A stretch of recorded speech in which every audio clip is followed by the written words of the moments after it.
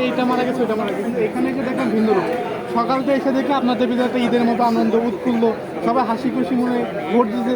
এই পরিস্থিতিটা কিভাবে সম্ভব? আর এই পরিস্থিতিতে আপনি একজন ভোটার হয়ে ভোট দিতে পেরে আপনার অনুভূতিটা বের করবেন।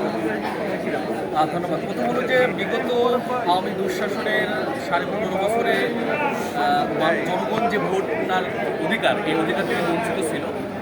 রাজশাহী ইউনিভার্সিটির সাবেক ছাত্রদের এই অ্যালামনি অ্যাসোসিয়েশনের যে নির্বাচনটা, এই নির্বাচনটা আওয়ামী দুঃশাসনের পরে একটা সুন্দর সুষ্ঠু ভোটের কারণে যে একটা আলাদা ইমেজ তৈরি হয়, সেই ইমেজটা আমরা দেখতে পাচ্ছি।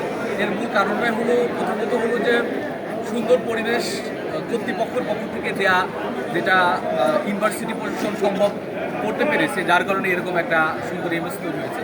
দ্বিতীয়ত হলো যে ফ্যাসিস্ট রিজিম সব জায়গায় হস্তক্ষেপ করতো, এই ধরনের প্রতিষ্ঠানগুলোতেও হস্তক্ষেপ করে আসছে, যার কারণে আগেকার সকল ধরনের নির্বাচন, জাতীয় নির্বাচন থেকে শুরু করে আমরা কোনো আনন্দমুখর নির্বাচন দেখতে পাই নাই। কিন্তু এর আগেও আমি দুঃশাসনের 15.5 বছরের আগেও দু একটা নির্বাচন, আমরা অনেক ছোটো ছিলাম, আমাদের ওই সময় হয়তো ভোট ছিল না, আমরা ভোট কেন্দ্রে দেখেছি যে একসাথে অবস্থান করার মতো এবং আনন্দমুখর ঈদের মতো ভোট দেওয়ার সুযোগ ছিল, যেটা আওয়ামী দুঃশাসনের এই 15.5 বছর শুরু হয় নাই।